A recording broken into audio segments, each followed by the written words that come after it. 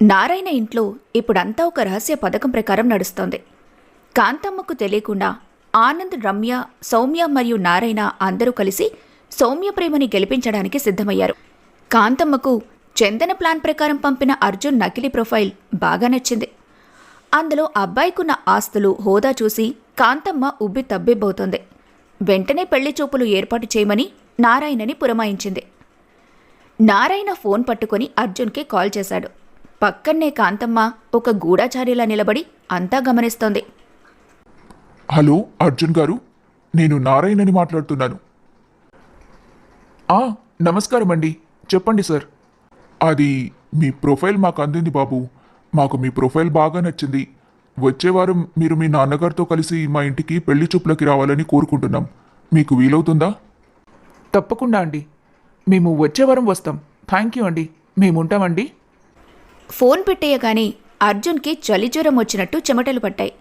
పక్కనే ఉన్న తన తండ్రి యాదయ్య వైపు దిగులుగా చూశాడు. అసలే కాంతమ్మ ఎలాంటిదో రమ్య పెళ్లిలో దూరం నుండి చూశాడు.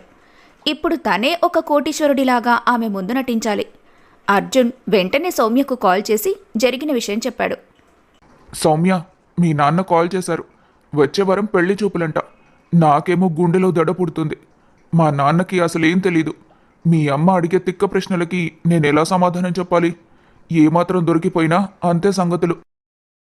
భయపడకు అర్జున్, నాన్న కాల్ చేస్తున్నప్పుడు నేను పక్కనే ఉన్నాను. మనకి చందన, ఆనంద్ హెల్ప్ చేస్తారు. నువ్వొక పని చెయ్యి, రేపు సాయంత్రం పార్క్కి మీ నాన్నని కూడా తీసుకురా. అందరం కలిసి ఒక భారీ స్కెచ్ వేద్దాం. మరుసటి రోజు పార్క్లో ఒక రహస్య సమావేశం మొదలైంది. సౌమ్య, రమ్య, అర్జున్, చందన, ఆనంద్ మరియు అర్జున్ తండ్రి యాదయ్య అందరూ అక్కడున్నారు. యాదయ్య ఒక సామాన్యమైన వ్యక్తి. పాత పంచె కట్టుకొని చాలా అమాయకంగా ఉన్నాడు. చందన యాదయ్యని ఎగాదిగా చూస్తూ, అర్జున్ గారు, మీ నాన్నగారిని ఇలాగే తీసుకెళ్తే కాంతమ్మ గారు మొదటి నిమిషంలోనే బయటికి గెంటేస్తారు. మన ప్లాన్ వర్కౌట్ అవ్వాలంటే ముందు మీ నాన్నగారి లుక్ మార్చాలి. ఆ పాత పంచె తీసి సూట్ వేయించాలి. ఏంటమ్మా లుక్ మార్చడమా? అంటే నేను వేరే వేషం వేయాలా? ముసలుణ్ణి, ఈ వయసులో నాతో ఏంటి నాటకాలు? వేషం కాదు యాదయ్య గారు, మిమ్మల్ని ఒక రిచ్ బిజినెస్ మ్యాన్లా తయారు చేస్తాం. ఈ వారం రోజులు మీరు పాష్గా మాట్లాడటం, ఖరీదైన సూట్లు వేసుకోవడం ప్రాక్టీస్ చేయాలి. మీరు మాట్లాడేటప్పుడు తెలుగు కంటే ఇంగ్లీష్ ముక్కలే ఎక్కువగా వాడాలి. అవును మావయ్య గారు, మా అమ్మ అడిగే ప్రతి ప్రశ్నకి మీరు చాలా కాన్ఫిడెంట్గా సమాధానం చెప్పాలి. ముఖ్యంగా ఆస్తిపాస్తుల గురించి అడిగినప్పుడు లక్షలు కాదు కోట్లని చెప్పాలి. కొంచెం ఆలోచించి గంభీరంగా సమాధానం చెప్తున్నట్టు నటించాలి. అమ్మో, నాకు ఇంగ్లీష్ అస్సలు రాదమ్మా. ఇదంతా మన వల్ల అవుతుందా? ఏమైనా తేడా వస్తే మీ అమ్మ ఊరుకుంటుందా? మీ వల్ల అవుతుంది మావయ్య గారు. చందన మీకు స్పెషల్ ట్రైనింగ్ ఇస్తుంది. మీరు మీ కొడుకు జీవితం కోసం ఇది చేయాలి. ప్లీజ్ మావయ్య గారు. ఆ వారం రోజులు అర్జున్ ఇల్లు ఒక ట్రైనింగ్ సెంటర్లా మారిపోయింది. అర్జున్ తన తండ్రికి ఇంగ్లీష్ పదాలను ఎలా పలకాలో నేర్పించడం మొదలుపెట్టాడు. నాన్న, ఎవరైనా పలకరిస్తే నమస్కారం అనకుండా హాయ్ అని చెయ్యి ఊపండి. ఏదైనా నచ్చితే వెరీ గుడ్ అనండి. ఇక డబ్బుల విషయం వస్తే ప్రాఫిట్, బిజినెస్ అని అనండి. హాయ్, వెరీ గూడా ఏదో అంటున్నావు కానీ నా నోరు తిరగటం లేదురా.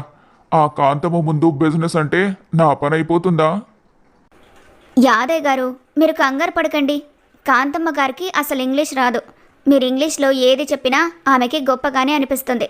కొన్ని ఇంగ్లీష్ పదాలు నేర్చుకోండి చాలు. మనం ఈ గండం నుండి బయటపడదాం. వారం రోజులు యాదయ్యకు ట్రైనింగ్ ఇచ్చారు అర్జున్, చంద్ర. యాదయ్య గారు కష్టపడి కొన్ని ఇంగ్లీష్ పదాలు నేర్చుకున్నారు. మొత్తానికి పెళ్లి చూపుల రోజు రానే వచ్చింది. అర్జున్, యాదయ్య ఒక అద్దె కారులో చాలా రిచ్గా తయారై నారాయణ ఇంటి ముందు దిగారు. యాదయ్య ఖరీదైన సూటు, ఖరీదైన కళ్ళజోడు పెట్టుకుని ఒక పెద్ద మల్టీనేషనల్ కంపెనీ యజమానిలా కనిపిస్తున్నాడు. వాళ్లని చూడగానే కాంతమ్మ మోహం 1000 ఓట్ల బల్బులా వెలిగిపోయింది. రమ్య, రమ్య, అబ్బాయి వాళ్ళు వచ్చారు చూడండి. కారు చూసారా ఎంత పెద్దగా ఉందో? రండి రండి యాదయ్య గారు. అర్జున్ బాబు కూర్చోండి. మా ఇల్లు మీ అంత పెద్దది కాదనుకోండి, కానీ చాలా పద్ధతిగా ఉంటుంది. ఓ నో ప్రాబ్లం కాంతమ్మ గారు, వెరీ బ్యూటిఫుల్ హౌస్. మనకి సిటీలో 5-10 బిల్డింగ్స్ ఉన్నా ఇక్కడ ప్రశాంతత బాగుంది. ఇట్స్ ఓకే, కూల్ అని గుక్క తిప్పుకోకుండా గొంతు మార్చి అన్నాడు యాదయ్య. కాంతమ్మకు ఇంగ్లీష్ అస్సలు రాదు. కాని యాదయ్య అలా కూల్ ఓకే అంటుంటే ఆమెకు ఆయనేదో అమెరికా నుండి వచ్చిన అపర కుబేరుడిలా అనిపించింది. అయ్యో యాదయ్య గారు, మీరంత గొప్పవాళ్ళయ్యుండి కూడా ఎంత సింపుల్గా మాట్లాడుతున్నారు, ఆశ్చర్యంగా ఉంది. మరి మీ బిజినెస్లు ఎలా ఉన్నాయి? ఈ మధ్య మార్కెట్ బాగుందా? Business is very very good, full profits. మా Arjun is good CEO of my company. Good good, అంతా గుడ్ గుడ్. మాకు అసలు నిమిషం టైం లేదు. Soumya profile is very very good good. అందుకే గ్యాప్ తీసుకొని వచ్చాం. యాదయ్య ఇంగ్లీష్ చూసి మురిసిపోతుంది కాంతమ్మ. అర్జున్ లోపల కంగారు పడుతున్నా బయటికి మాత్రం చందన నేర్పినట్టుగా చాలా గంభీరంగా నటిస్తున్నాడు. మా అమ్మాయి అని చెప్పడం కాదు కానీ చాలా పద్ధతిగా పెంచాం. ఈ కాలం అమ్మాయిలు లవ్వు గివ్వు అని పిచ్చి పిచ్చి వేషాలు వేస్తున్నారు, కానీ మా అమ్మాయి మాత్రం నేను చూసిన సంబంధమే చేసుకుంటానంది. అది మా సంస్కారం. కాంతమ్మ మాటలు విని అందరూ ఒకరి మొహాలొకరు చూసుకుంటారు. ఆనంద్, చందన నవ్వు ఆపుకోలేకపోతున్నారు. గుడ్, సౌమ్య చాలా గుడ్, మాకు నచ్చింది. సౌమ్య చూడడానికి లక్ష్మీదేవిలో ఉంది. కానీ మాకొక చిన్న విన్నపం ఉందండి అని కాంతమ్మ అనటంతో యాదయ్య కంగారు పడుతూ ఏంటో చెప్పండి కాంతమ్మ గారు. అన్నాడు. మేము ఒకప్పుడు బాగా బ్రతికిన వాళ్ళం, కానీ ఇప్పుడు మీ అంత రిచ్ కుటుంబం మాది కాదు. మీ హోదాకి అయ్యే ఖర్చు మేమొక్కరమే భరించలేం. అందుకే ఇలా అడుగుతున్నాను, ఏమీ అనుకోకండి. అందుకే పెళ్లి ఖర్చులో మీరు సగం మేము సగం పెట్టుకుందాం. యాదయ్య ఒక్కసారిగా షాక్ అయ్యాడు. సగం ఖర్చంటే లక్షల రూపాయలవుతాయి. తన దగ్గర అంత డబ్బు లేదు. కానీ కాంతమ్మకి తన మీద డౌట్ వస్తుందేమో అని సరేనండి, అలాగే చేద్దాం. సగం ఖర్చు నాదే అని ఒప్పేసుకున్నాడు. పెళ్లి చూపులు ముగించుకొని బయటికొచ్చాక యాదయ్య, అర్జున్ పెద్దగా ఊపిరి పీల్చుకున్నారు. నాన్న, ఖర్చులో సగం అంటే మన దగ్గర అసలు 5 పైసలు కూడా లేవు కదా. ఇప్పుడు ఏం చేద్దాం? అదేరా నాకు అర్థం కావటం లేదు. నువ్వు ముందు ఒక కంపెనీలో జాయిన్ అవ్వు, ఆ తర్వాత ఆలోచిద్దాం. అర్జున్ వెంటనే ఒక కంపెనీలో జాయిన్ అయ్యాడు. కానీ బ్యాంక్ లోన్ కావాలంటే కనీసం 3 నెలల పే స్లిప్స్ ఉండాలని అర్జున్కి తెలిసిందే. అర్జున్ ఒక ప్లాన్ వేశాడు. యాదయ్యతో కాంతమ్మకి కాల్ చేయించాడు. హలో కాంతమ్మ గారు. హలో అన్నయ్య గారు, ఎలా ఉన్నారు? అంతా కుశలమేనా? మీ కాల్ కోసమే ఎదురు చూస్తున్నాను. అదే విషయం మాట్లాడదామని మీకు కాల్ చేశాను కాంతమ్మ గారు. వచ్చే 3 నెలల వరకు అసలు ముహూర్తాలే లేవట. 3 నెలల తర్వాత వచ్చే ముహూర్తం చాలా అద్భుతంగా ఉందంట. అప్పుడే పెళ్లి పెట్టుకుందాం. ఈలోగా మేము ఒక విదేశీ బిజినెస్ ట్రిప్కి వెళ్ళాలి. ఓ అవునా, అలాగే కానిద్దాం అన్నయ్య గారు. 3 నెలలంటే త్వరగానే గడిచిపోతాయి. కాంతమ్మకు పెళ్లి గ్రాండ్గా జరగాలనే ఆశ ఉండటంతో 3 నెలలు ఆగడానికి సంతోషంగా ఒప్పుకుంది. ఈ 3 నెలల కాలంలో అర్జున్ మరియు సౌమ్య రోజు అఫీషియల్గానే ఫోన్లో మాట్లాడుకుంటూ ఉండేవారు. అప్పుడప్పుడు అర్జున్ కాంతమ్మ ఇంటికొచ్చి పండ్లు, స్వీట్లు తెచ్చిస్తూ ఆమె నమ్మకాన్ని పూర్తిగా గెలుచుకున్నాడు. కాంతమ్మ అయితే అర్జున్ని తన కన్న కొడుకు కంటే ఎక్కువగా చూసుకోవటం మొదలుపెట్టింది. సరిగ్గా ఇదే సమయంలో చందన రాసిన గవర్నమెంట్ ఎగ్జామ్ రిజల్ట్స్ వచ్చాయి. చందనకు ఊహించని విధంగా మంచి గవర్నమెంట్ ఉద్యోగం వచ్చింది. ఆ వార్త వినగానే ఆమె సంతోషానికి హద్దుల్లేవు.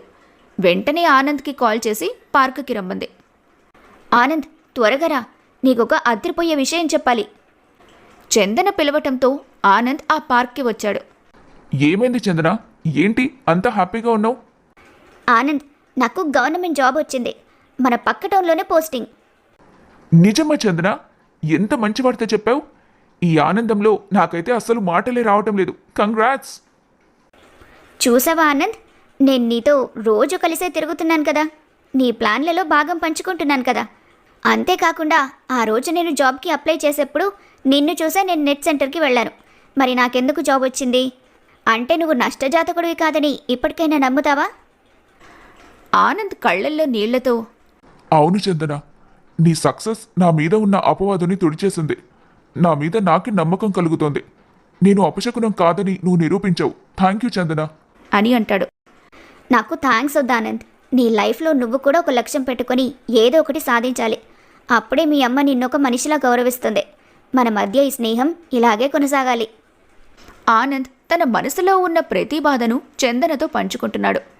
చందన తన ఆఫీస్ విషయాలు చెబుతూ అతనికి స్ఫూర్తినిస్తోంది. మొత్తానికి 3 నెలలు గడిచిపోయాయి. అర్జున్కు 3 నెలల పే స్లిప్స్ రావటంతో బ్యాంకు నుండి 10 లక్షల పర్సనల్ లోన్ మంజూరైంది.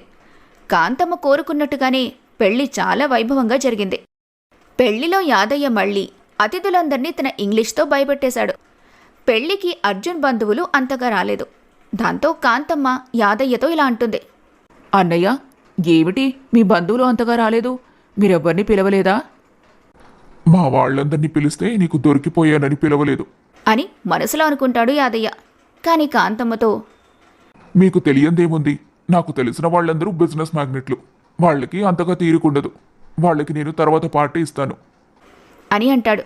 యాదయ్య మాటల్ని కాంతమ్మ నమ్మింది. సౌమ్య పెళ్లి అర్జున్తో చాలా సంతోషంగా వైభవంగా ముగిసింది. అప్పగింతల సమయం వచ్చింది. సౌమ్య తన తండ్రి నారాయణని, అక్క రమ్యని పట్టుకుని ఏడ్చింది. చివరిగా ఆనంద్ దగ్గరికొచ్చి కళ్లల్లో నీళ్లతో ఇలా అంది. ఆనంద్, ఈరోజు నేను నా ప్రేమని గెలిపించుకున్నానంటే దానికి కారణం నువ్వు, చందన. నా కోసం నువ్వు అమ్మ వేసే నిందల్ని భరించావు. ఈ పెళ్లి కోసం నువ్వు ఎంత కష్టపడ్డావో నాకు తెలుసు. థ్యాంక్ యూ రా తమ్ముడు. నువ్వు హ్యాపీగా ఉండాలి. అమ్మా నాన్నలు జాగ్రత్త. వెళ్ళొస్తాను. జాగ్రత్తక్క. అర్జున్ బావ నిన్ను కంటికి రెప్పలా చూసుకుంటాడనే నమ్మకం నాకుంది. నువ్వెప్పుడూ నవ్వుతూ ఉండాలి.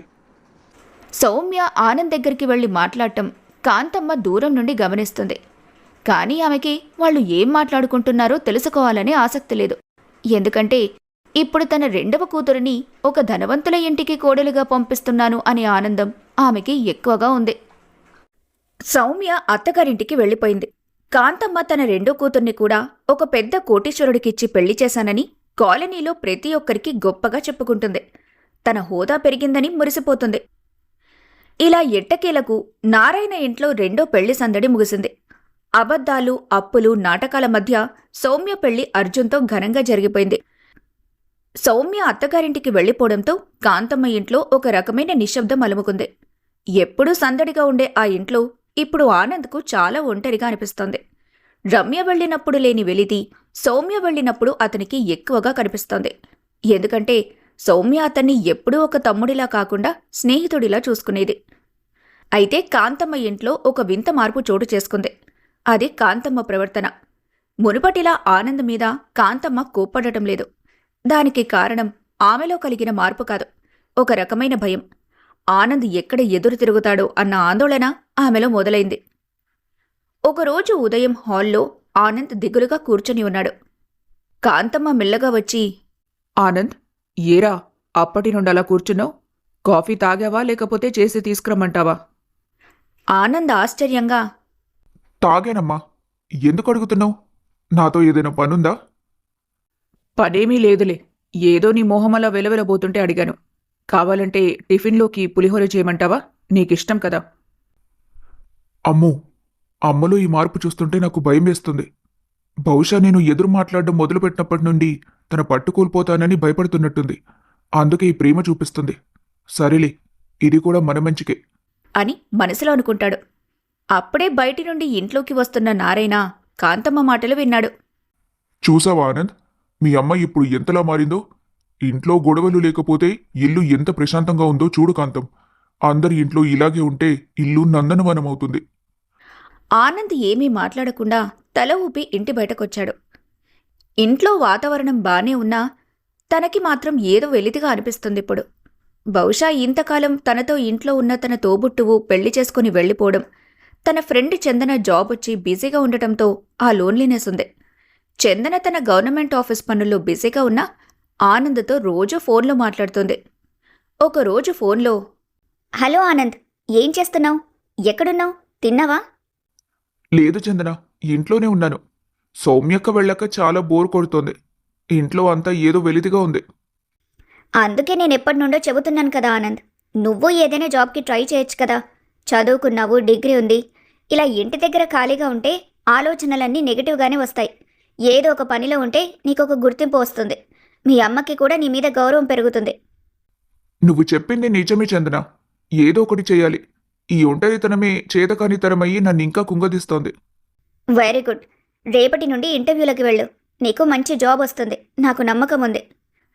చందన ఇచ్చిన ధైర్యంతో ఆనంద్ పట్టుదలతో ప్రయత్నించి ఒక పేరున్న కంపెనీలో మార్కెటింగ్ ఎగ్జిక్యూటివ్గా ఉద్యోగం సాధించాడు. ఆ విషయం మొదట చందనకే చెప్పాడు. వారిద్దరూ అప్పుడప్పుడు పార్కులో కలిసి మాట్లాడుకుంటూ ఉండేవారు. ఆనంద్ తన సంతోషాన్ని, బాధని చందనతో పంచుకోవటం అలవాటు చేసుకున్నాడు. ఒకరోజు సాయంత్రం ఆనంద్కు సౌమ్య నుండి కాల్ వచ్చింది. హలో ఆనంద్, ఎలా ఉన్నావురా? జాబ్ ఎలా సాగుతోంది? అర్జున్ బాబా నిన్ను అడిగారని చెప్పమంటున్నారు. బాగుందక్కా. ఇప్పుడిప్పుడే లైఫ్ అంతా సెట్ అవుతుంది. నువ్వెలా ఉన్నావక్కా? నేను బాగున్నాన్రా. ఆనంద్, నీకు ఒక విషయం చెప్పాలి. నా ప్రేమని నువ్వు చందన కలిసి గెలిపించారు. కానీ ఇప్పుడు నీ వంతొచ్చింది. కానీ నీ ప్రేమని నువ్వు గెలిపించుకోవాలి కదా. ఏంటక్కా, నువ్వనే మాటలు నాకు అసలు అర్థం కావటం లేదు. నా ప్రేమని గెలిపించుకోవడం ఏంటి? నేనెవరిని ప్రేమిస్తున్నానని నీ ఉద్దేశం? ఒరే అమాయకపు తమ్ముడా, చందనకి నువ్వంటే ప్రాణమని నీకు తెలీదా? తను నీకోసం ఎంత కష్టపడిందో, నీకెంత ధైర్యం చెప్పిందో చూసావు కదా. తన ప్రేమని నువ్వెందుకు గుర్తించటం లేదు? అక్కా, చంద్ర అంటే నాకు ఇష్టమే. తను నా పక్కనుంటే నాకు ఏదో తెలియని ధైర్యం వస్తుంది. కానీ తను నన్ను కేవలం ఒక స్నేహితుడిగానే చూస్తుందేమో అని నా భయం. ఒకవేళ నేను అడిగి తను కాదంటే ఆ స్నేహం కూడా పోతుందేమో అని భయం అక్కా. అలాంటిదేం లేదురా. నా పెళ్లి గురించి మనమంతా మాట్లాడుకునేప్పుడే చందనని నీపైన అభిప్రాయం అడగాలనుకున్నాను. కానీ నాకు సహాయం చేయడానికి వచ్చిన అమ్మాయిని అలా అడిగితే ఏమైనా అనుకుంటుందేమో అని ఆగిపోయాను. తర్వాత తను నీ మీద చూపించే కన్సర్న్ చూసి నేను ఫిక్స్ అయ్యా. చందనకి నువ్వంటే ఇష్టమని. తన కళ్ళల్లో నీ మీదున్న ప్రేమ నాకు కనిపించింది. ఆలస్యం చేయకానంద్, పార్క్కి పిలిచి క్లియర్గా నీ మనసులో మాట చెప్పేయి. సౌమ్య మాటలు విన్న తర్వాత ఆనంద్కి రాత్రంతా నిద్రపట్టలేదు. నిజంగానే చందన నన్ను ప్రేమిస్తోందా? ఒకవేళ తనకి వేరే సంబంధం కుదిరితే నా పరిస్థితి ఏంటి? అన్న ఆలోచన అతన్ని ఉక్కిరిబిక్కిరి చేసింది. మరుసటి రోజు ఉదయం చందనకు కాల్ చేశాడు ఆనంద్. హలో చందన, సాయంత్రం ఒకసారి పార్క్కి వస్తావా? నీతో ఒక ముఖ్యమైన విషయం మాట్లాడాలి. అవునా? నేను కూడా నీతో ఒక విషయం చెప్పాలానంద్. సరే, సాయంత్రం మాట్లాడుకుందాం. సాయంత్రం పార్కులో ఆనంద్ చాలా టెన్షన్గా ఉన్నాడు. చందనకి తన మనసులో ఉన్న మాట ఎలా చెప్పాలో అర్థం కాక పార్కులో అటూ ఇటూ తిరుగుతున్నాడు. కాసేపటికి చందన అక్కడికొచ్చింది. ఏంటి ఆనంద్, కారు గాలిన పిల్లిలా అటు ఇటు తిరుగుతున్నావు? ఏమైనా సీరియస్ మ్యాటరా? ఆఫీస్లో ఏమైనా ప్రాబ్లమా, లేక మీ అమ్మ మళ్ళీ నిన్నేమైనా అందా? నువ్వు చెప్పాలనుకున్న విషయం ఏంటో చెప్పు. చందనని చూడగానే తన మనసులో ఉన్న మాట చెప్పాలంటే ఆనంద్కి భయం వేసింది. అదేం లేదు చందన. ముందు నువ్వు చెప్పాలనుకున్న విషయం ఏంటో చెప్పు. చందన కాస్త దిగులుగా మొహం పెట్టి గొంతు మార్చి, ఆనంద్, అది మా నాన్న నాకు ఒక సంబంధం ఫిక్స్ చేశారు. అబ్బాయి సాఫ్ట్వేర్ ఇంజనీర్ అంట. అమెరికాలో ఉంటాడంట. నాన్నకి బాగా నచ్చాడు. ఆ మాట వినగానే ఆనంద్ గుండె ఒక్కసారిగా ఆగిపోయినంత పనైంది. అతని మొహం పాలిపోయింది. కళ్లల్లో నీళ్లు తిరిగాయి. లోపలున్న బాధంతా ఒక్కసారిగా కోపంగా మారిపోయింది. నా జీవితం ఎప్పుడు ఎంతైనా చందన. నా పేరులో ఉన్న ఆనందం నా జీవితంలో ఎప్పుడూ లేదు. నీ వల్ల నా జీవితంలో మళ్ళీ ఆనందం వస్తుందని, నువ్వు నా పక్కనుంటావని అనుకున్నాను. కానీ అదంతా ఒట్టి భ్రమ అని ఇప్పుడు అర్థమవుతుంది. నువ్వు కూడా నన్ను వదిలేస్తున్నావా? ఏంటి ఆనంద్, నీ జీవితంలో ఆనందం లేకపోవడానికి నాకు సంబంధం రావడానికి ఏంటి సంబంధం? నేను నీ ఫ్రెండ్ని కదా. నాకు మంచి సంబంధం వస్తే నువ్వు సంతోషించాలి కదా. ఫ్రెండా? సంతోషించాలా? ఎలా సంతోషించమంటావు చందన? నువ్వు నా ప్రాణం. నేను నిన్ను ప్రేమిస్తున్నాను చందన. నా ప్రతి ఆలోచనలో నువ్వే ఉన్నావు. నీతో కలిసి బతకాలని కలలు కన్నాను. కానీ నా దురదృష్టం చూడు, నేను చెప్పేలోపే నీకు వేరే వాళ్లతో సంబంధం కుదిరింది. నిజంగానే నేను నష్టజాతకుండని అమ్మన్న మాట నిజమేనేమో. ఆనంద్, నువ్వు నన్ను ప్రేమిస్తున్నావా? మరిన్నాళ్ళు ఎందుకు చెప్పలేదు? ఇప్పుడు చెప్పి ఏం లాభం? నాన్న వాళ్ళకి మాట ఇచ్చేసి ఉంటారు కదా. అదంతా పక్కన పెట్టు చందన. నాకు ఒకే ఒక్క నిజం చెప్పు. నీకు నేను ఇష్టమా కాదా? నీ మనసులో నా మీద కనీసం కొంచెం ప్రేమ కూడా లేదా? నువ్వంటే నాకు ఇష్టమే ఆనంద్. కానీ నువ్వు మా అమ్మ నాన్నల్ని ఒప్పిస్తేనే మన పెళ్లి జరుగుతుంది. లేకపోతే నేను వాళ్ళు చెప్పిన వాణ్ణి చేసుకుంటాను. నీకోసం ఎవరినైనా ఒప్పిస్తాను చందన. ఇప్పుడే మీ ఇంటికొచ్చి మీ అమ్మ నాన్నలతో మాట్లాడతాను. పద, మీ నాన్నగారిని నేనే అడుగుతాను. ఆనంద్ అంత ఆవేశంగా వెళ్తుంటే చందన పెద్దగా నవ్వటం మొదలుపెట్టింది.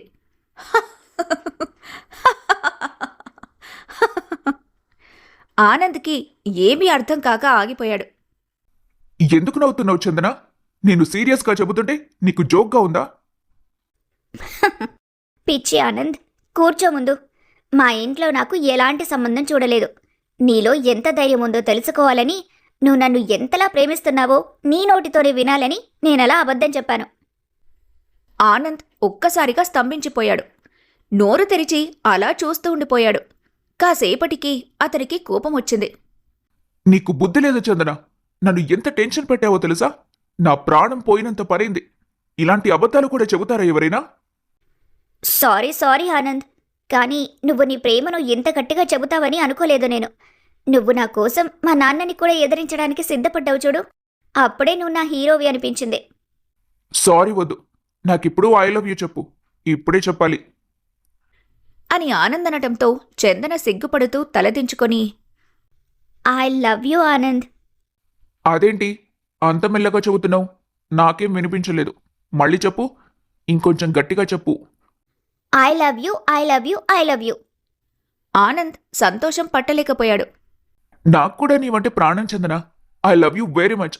ఐ లవ్ యూ చందన అని గట్టిగా అరిచాడు. ఆ అరుపు పార్క్ అంతా మారుమోగింది. ఆనంద్ ఆ సంతోషంలో ఉండగానే వెనక నుండి ఒక కరుకైన గొంతు వినిపించింది. ఒరేయ్ ఆనంద్! ఆ పిలుపు వినగానే ఆనంద్ ఒళ్ళు ఒక్కసారిగా గజగజ వణికింది. వెనక్కి తిరిగి చూసేసరికి అక్కడ కాంతమ్మ నిలబడి ఉంది. ఆమె కళ్లల్లో నిప్పులు కురుస్తున్నాయి. ముఖం కోపంతో ఎర్రబడిపోయింది. పక్కన్నే నారాయణ కూడా ఉన్నాడు. ఆయన ముఖం చిన్నబోయింది. అమ్మా, నువ్వు ఇక్కడేంటి? నేను రాకపోతే ఇంకేం చేస్తావురా? ఆకాశానికి నిచ్చెన వేసి అరుస్తున్నావు. నీకెంత ధైర్యం ఉంటే నా కళ్ళు గప్పి ఈ కూరగాయల దాంతో పార్కులో తిరుగుతావు? అప్పుడే ఐ లవ్ యూల దగ్గరికెళ్ళిందా మీ వ్యవహారం? ఆంటీ, మీరు పొరబడుతున్నారు. మేమిద్దరం ఒకరినొకరం ఇష్టపడుతున్నాం. ఇందులో తప్పేముంది? హహహ, తప్పేముందా? ఈ కాలనీలో నా హోదా ఏంటి? నా కోడలిగా వచ్చే అమ్మాయి హోదా ఏంటి? ఒక కూరగాయలమ్మే సుశీల కూతురు నా కోడలవ్వడమా? కాలనీలో నా పరువు తీయాలని చూస్తున్నారా? ఆనంద్, ఇప్పుడే చెబుతున్నాను. ఈమెని వదిలేసి మర్యాదగా ఇంటికి రా. లేకపోతే నా ఇంటి గడప తొక్కడానికి వీల్లేదు. ఆనంద్ చందన చేయిని గట్టిగా పట్టుకున్నాడు.